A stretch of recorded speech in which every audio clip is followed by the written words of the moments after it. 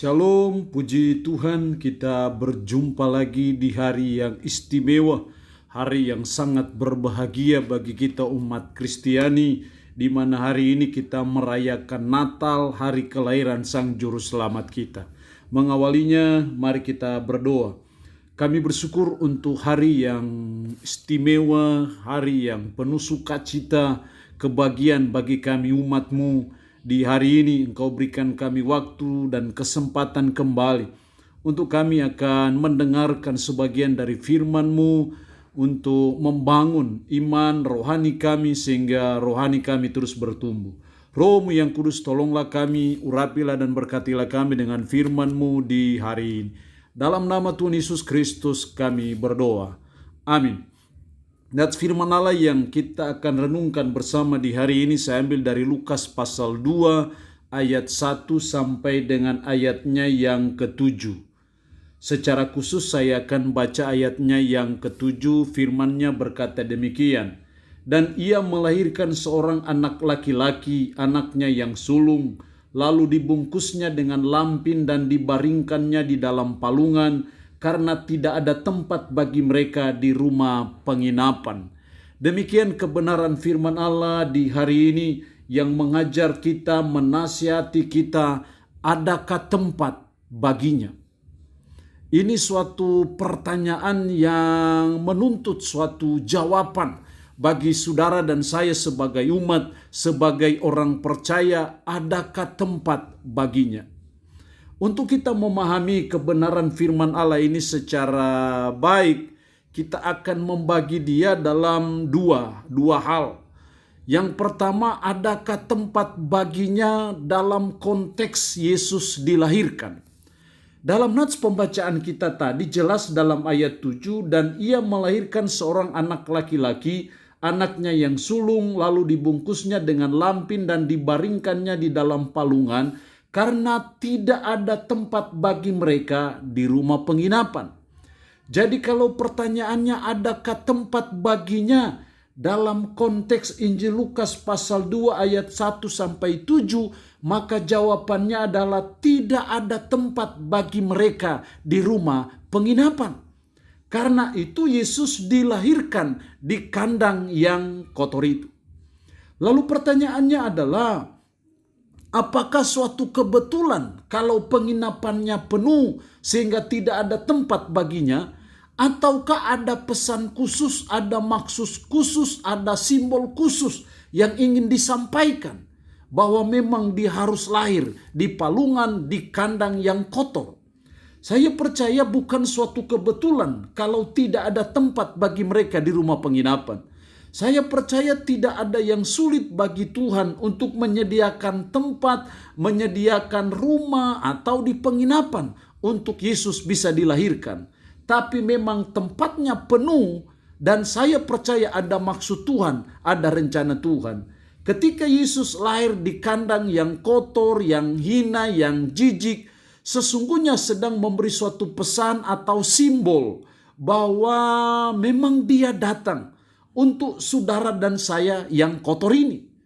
Sehingga ketika tidak ada tempat baginya di rumah penginapan, Tuhan sedang mau berkata bahwa memang ada misi mulia. Ketika dia mau datang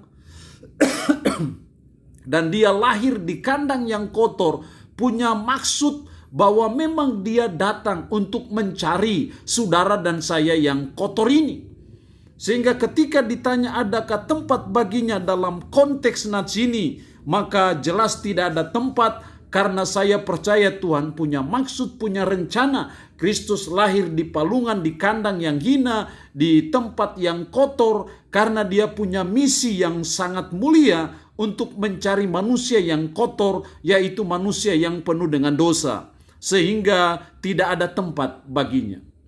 Yang kedua, adakah tempat baginya bagi kehidupan kita sekarang ini?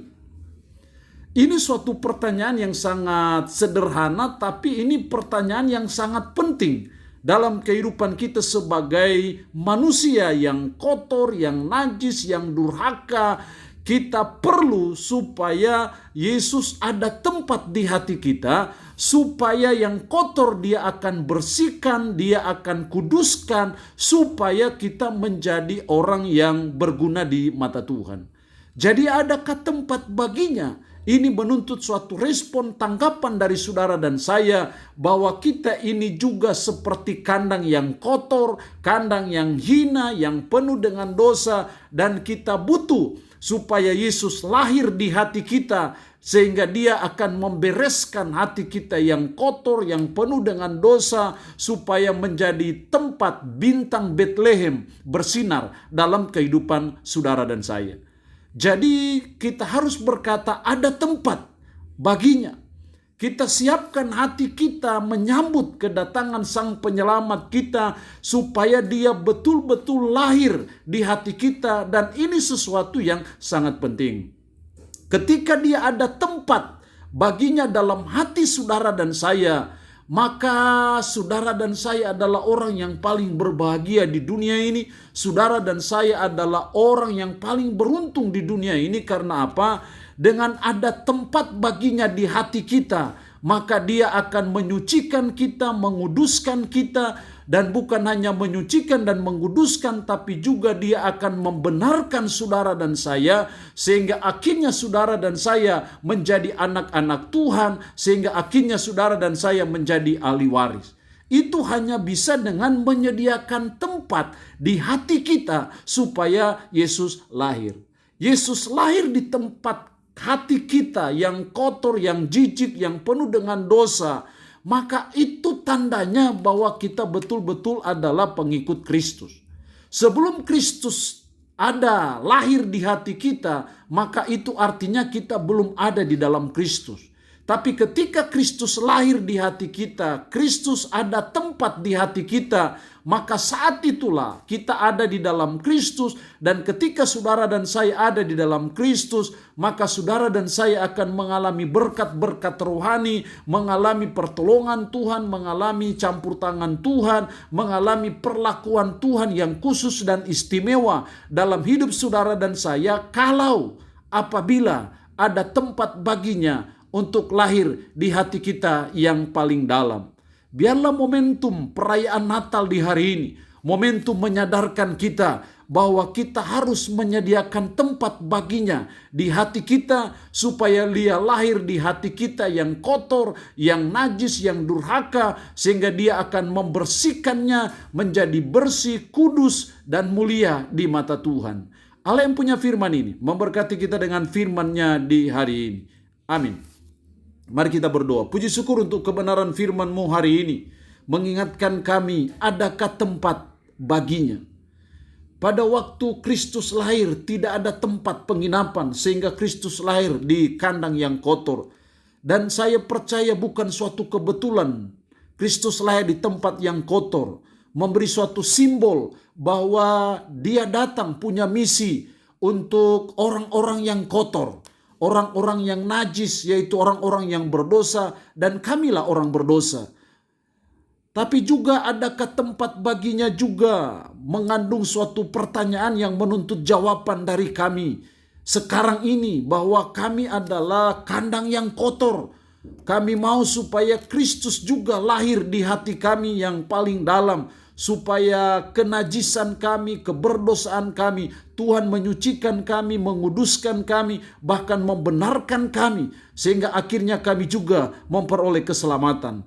Roh-Mu yang kudus menanamkan dan meteraikan firman dalam hati dan pikiran kami, dan menyanggupkan kami untuk bisa memberlakukannya dalam hidup kami sehari-hari. Hamba mohon berkat-Mu bagi umat-Mu yang boleh mendengarkan renungan harian di hari ini, sehingga mereka selalu diberkati Tuhan. Umat-Mu yang sakit dalam nama Yesus, Tuhan lawat, Tuhan jamah, dan Tuhan sembuhkan dari sakit penyakit yang diderita. Terpujilah nama-Mu ya Tuhan.